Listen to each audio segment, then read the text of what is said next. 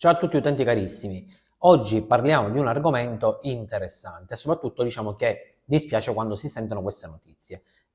Oggi si parlerà sempre di Google Chrome. Già ne abbiamo parlato in passato, io ho fatto anche un video che vi consiglio di andare a vedere quali sono i migliori browser praticamente del 2024 da andare a utilizzare, e vi ho detto ai tempi che Google Chrome proprio lo andavo a sconsigliare proprio come browser, invece come pagina internet potrebbe andare bene anche il Google, che lavora veramente bene.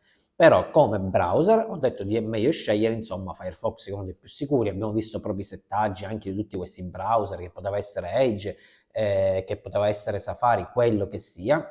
Però proprio per quanto riguarda Google Chrome avevo detto di evitare di andarlo a installare. Io, fra virgolette, personalmente per esempio non l'ho mai installato in vita mia, quindi non ho mai utilizzato il Google Chrome come browser.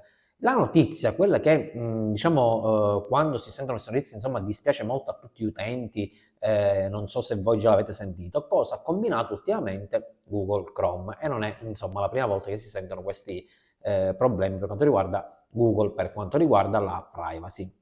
Praticamente sono notizie insomma che sto dando io per conoscenza, per mettermi a conoscenza per creare il video. Però ovviamente sono notizie che voi, andando in una pagina internet qualsiasi, spero non utilizzando sempre Google Chrome, altri browser, potete andare a vedere benissimamente, perché ne parlano tutte le testate informatiche, giornalistiche, quello che sia. Google Chrome praticamente non faceva altro che raccogliere dati privati senza permesso, senza diciamo il consenso degli utenti, soprattutto quando addirittura si navigava in incognito. Quindi io ho fatto sempre video quando ho parlato di browser per farvi vedere soprattutto come fa il lavoro benissimo e in maniera veramente egregia il Firefox, per esempio, quando si naviga sia in maniera normale sia in maniera in incognito. Quindi il cosiddetto settaggio anonimo del browser. Quindi in questo caso, se noi settiamo in maniera anonima i dati del browser, il browser ovviamente non dovrebbe, dico ormai sempre non dovrebbe perché non so più a chi credere, non dovrebbe raccogliere i dati. Ovviamente la notizia si è sentita per quanto riguarda Google Chrome, quindi non per altri browser. Quindi Google Chrome praticamente raccoglieva questi dati sensibili anche quando tutti gli utenti navigavano in maniera anonima e in incognito col loro browser. Quindi in questo caso cosa è successo? Ovviamente è stata obbligata l'azienda, insomma Google Chrome, a eliminare tutti questi dati che sono stati raccolti dagli utenti, e poi non si sa cosa se ne siano fatti di questi dati. Insomma, i dati sempre vengono raccolti per venderli a terzi, cederli a terzi. Diciamo che è sempre questo il senso dei dati, o per far arrivare sempre le fastidiose pubblicità. Per esempio, quando andiamo a cercare, insomma, vengono memorizzate le nostre abitudini. Quindi se noi andiamo a cercare, per esempio, che dirvi, mi serve un cavetto HDMI, un mouse, immediatamente, anche se entriamo per esempio su dei social network, immediatamente, se ci fate caso, vengono praticamente messe delle pubblicità proprio di mouse in quel preciso momento che noi stiamo adoperando praticamente internet o il nostro browser o la nostra praticamente app.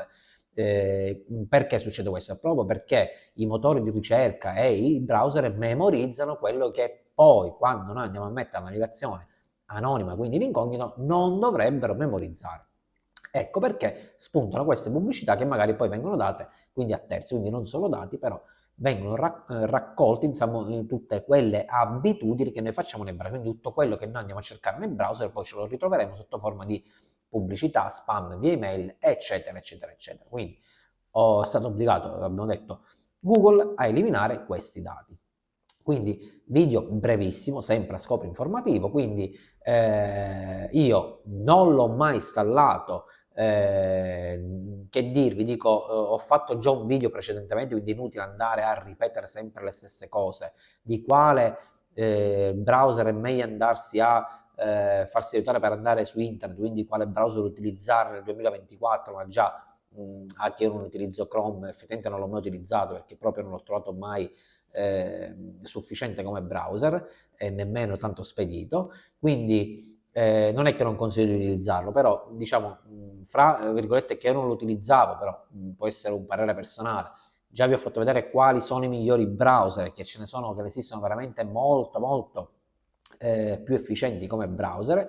Non dico che insomma non lo dovete andare a installare, però il consiglio è soltanto un consiglio, quello che insomma non so se diciamo dovete continuare a utilizzare oppure disinstallarlo e passare ad altri browser pure dopo quello che è successo. Ripeto, notizie che potete andare a vedere su qualsiasi testata su internet giornalista, sia di informatica o di altro, quindi ne parla chiunque.